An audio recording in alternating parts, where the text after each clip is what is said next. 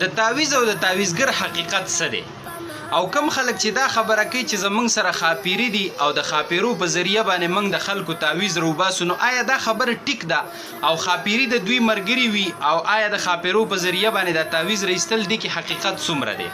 بل دا خبره وکړه چې دا معلومات څنګه کیږي چې په دې پلانی باندې تعویذ شوی دی او په پلانی باندې نه دی شوی، دا معلومات څنګه کیږي؟ ټیک شو لکه نه.